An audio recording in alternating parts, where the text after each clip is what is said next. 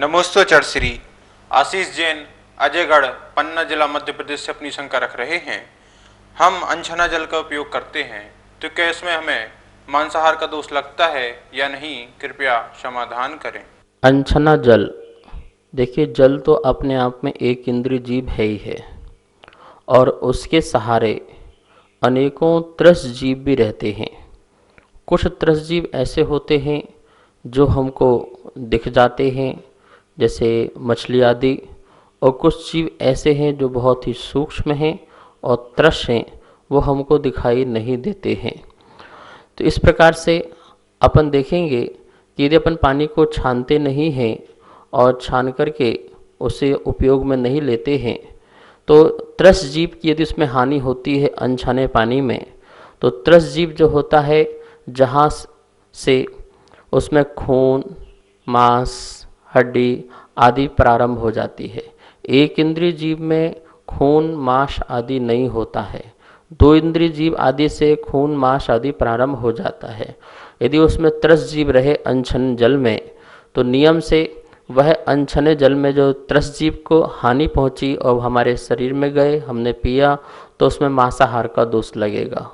और यदि हम अनछने जल को छान लेते हैं और छानने के बाद हम उसे ग्रहण करते हैं और प्राशुक कर लें, यदि हम उसे प्राशुक कर लेते हैं, गर्म कर लेते हैं, तो हमें किसी प्रकार से फिर जो है इस पे किसी प्रकार का दोष नहीं लगेगा। अतः अनछना जो जल है वो मांसाहार की कोटि में आ सकता है। नमोस्तोचर श्री दीपक पाटौदी रोहिणी से अपनी शंका रख रहे हैं। मुनिराज 4 महीने के अंदर केशलुंच करते हैं और इस दिन उपवास भी रखते हैं, तो मेरी शंका यह है कि उस दिन उपवास क्यों रखा जाता है, कृपया समाधान करें। मूलाचार ग्रंथ में आया है कि मुनिराज केशलुंच जो करते हैं उत्कृष्ट विधि 2 महीने की है और मध्यम विधि जो है 3 महीना और जघन्य विधि जो है वो 4 महीने, मतलब 4 महीने के अंदर ही अंदर मुनिराज जो है अपने ही हाथ से केश लॉन्च कर लेते हैं। चूँकि केश लॉन्च करना एक आरम सारम की क्रिया है, यद्यपि वो अपने हाथ से ही करते हैं, किसी प्रकार का अस्त्र आदि का उपयोग नहीं करते हैं, कैंची आदि का उपयोग नहीं करते हैं, छुरा आदि का उपयोग नहीं करते हैं, और यह अयाचक विधि है। इस विधि के अनुसार उनको अपने शरीर में जो मस्तक के पीछे बाल आदि हैं वो दिखता नहीं है। उनको हाथ वहाँ जा रहा है, वहाँ कोई जीव हो, कोई जीव जंतु हो और उनकी हिंसा हो जाती है, हानि हो जाती है, तो वो प्रायश्चित लेते हैं कि मैंने केशलुंच तो किया लेकिन मेरे द्वारा आरम सारम किया गया और उसमें कोई जीव की हिंसा हुई हो, तो उस प्रायश्चित स्वरूप वो उसी दिन ही उपवास करते हैं। ऐसा नहीं करते हैं कि भोजन कर लें और भोजन करने आहार कर लें, आहार के बाद फिर केशलुंच कर लें, ऐसा नहीं होता है। वह उस दिन जो है जिस दिन उन्होंने केशलुंच किया है उस दिन उनका उपवास रहेगा। यहाँ तक आचार्यों ने लिखा है कि करोड़ों रोग भी हो जाएं तब भी केशलुंच करना है और उपवास करना है। दया करुणा की ये पहचान है, निष्परिग्रह और अयाचक वृत्ति की पहचान है और अहिंसा की पहचान है, आत्मशुद्धि की पहचान है, क्षमता और संयम की पहचान है। इसलिए उस दिन उपवास बहुत जरूरी है प्रायश्चित स्वरूप। नमोस्तोचर श्री अरिहंत जैन कटनी से अपनी शंका रख रहे हैं। कोई एक द्रव्य किसी और द्रव्य को उत्पन्न कर सकता है क्या?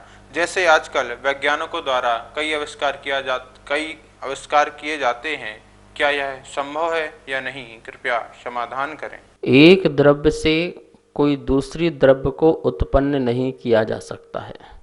जैसे कोई एक जीव द्रव्य है और उस जीव द्रव्य से एक नया जीव द्रव्य पैदा कर दिया जाए, अनंत जीव द्रव्य पैदा कर दिए जाएं, तो ऐसा संभव नहीं है। एक परमाणु है, उससे और भी अनंत परमाणु पैदा कर दिए जाएं, अन्न बना दिए जाएं, तो ऐसा नहीं है। कोई भी द्रव्य समर्थ नहीं है किसी भी द्रव्य को पैदा करने में, उत्पन्न करने में, क्रिएट करने में। हाँ, ये हो सकता है कि एक द्रव्य जो है दूसरी द्रव्य से मिलकर के वस्तु बन जाए, जोड़ और तोड़ तो हो सकता है, ये जितना भी साइंस जो कर रहा है वो पुद्गल को लेके कर रहा है। पुद्गल के वस्तुओं को मिलाता है, रासायनिक परिवर्तन होता है, एक नई चीज़ क्रिएट हो जाती है। ऐसा तो संभव है और हो सकता है, लेकिन पुद्गल को बना दे वो परमाणु को बना दे, तो साइंस भी कहती है हम एक नया परमाणु बना नहीं सकते और संसार से एक नया कोई एक परमाणु को हम मिटा नहीं सकते। तो न परमाणु को बनाया जा सकता है और न मिटाया जा सकता है। अनेक परमाणुओं को मिलाकर के स्कंद और स्कंद से स्कंद मिलकर के बहुत सारी नई चीज़ें डेवलपमेंट हो सकती हैं, लेकिन नई कोई द्रव्य नहीं बन सकती है। संसार में 6 द्रव्य हैं, जीव, पुद्गल, धर्म, अधर्म, आकाश और काल। ये 6 द्रव्य ही हैं और ये एक दूसरे से उत्पन्न नहीं हुई हैं। ये अनादि से अनंत काल तक सहज रूप से ये 6 द्रव्य थी, हैं और रहेंगी। कोई 7वीं द्रव्य या इससे घटकर कोई 5वीं द्रव्य हो जाए, ऐसा न भूतो न भविष्यति, कभी नहीं हो सकता। नमोस्तु चर्श्री। सुमन जैन बांदा उत्तर प्रदेश से अपनी शंका रख रही हैं, अगर कोई भी हमारे घर से साधु बन जाते हैं और उनकी उधर पे समाधि हो जाती है तो क्या हमें उसका पातक लगेगा क्या? कृपया समाधान करें। आपके घर से कोई त्यागी व्रती बन जाए, साधु बन जाए, घर छोड़ दिया हो, परिवार छोड़ दिया और उनका समाधि मरण यदि होता है तो आपको किसी प्रकार से पातक नहीं लगेगा। हाँ, यदि आप वहाँ पर उपस्थित हैं जब उनका समाधि मरण हुआ तो उस दिन का जो है पातक रहता है कि उस दिन आपको जिनवाणी, भगवान, शास्त्र, गुरु आदि नहीं छूना होता है। और आपको ही क्या, उस संग में रहने वाले उस समय जो साधु हैं जो उपस्थित हैं वहाँ पर, उनको भी यह एक प्रकार का पातक लगता है कि जब समाधि मरण हो तो उस दिन वो लोग भी चटाइयाँ नहीं छूते हैं, ना ही सांस छूते हैं, तो वो भी बचते हैं। ठीक है ना? तो किसी प्रकार से अवनय और अनादर ना हो। देखिए, आपको पातक इसलिए भी नहीं लगता यदि आप अपने घर में हैं, आपके घर से वो आपका सांसारिक जीवन से उनका त्याग हो गया है। और फिर समाधि मरण कोई दुख का प्रसंग नहीं है।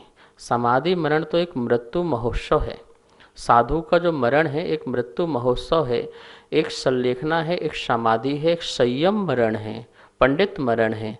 तो उस समय हमें खुशी होती है कि हमारे घर से जो श्रावक गया, जो व्यक्ति गया, उसने अपना पूरा संयम का पालन किया और समाधि मरण धर्म मरण किया है, तो प्रसन्नता होती है, दुख नहीं होता है।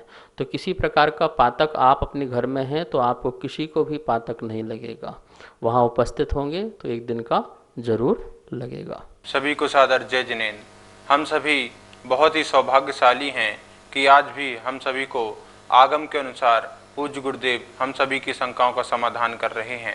अगर आपके मन में कोई भी किसी भी प्रकार से आगम की शंका है तो आप हमें भेजें, हम आप सभी की शंकाओं का समाधान पूज्य गुरुदेव के मुखारबिंद से कराएंगे। आपको उसका उचित समाधान पूज्य गुरुदेव के द्वारा प्राप्त होगा। आप अभी फ़ोन उठाएं और नीचे दिए गए नंबर पर अपनी शंका भेज सकते हैं। जय जिनेंद्र।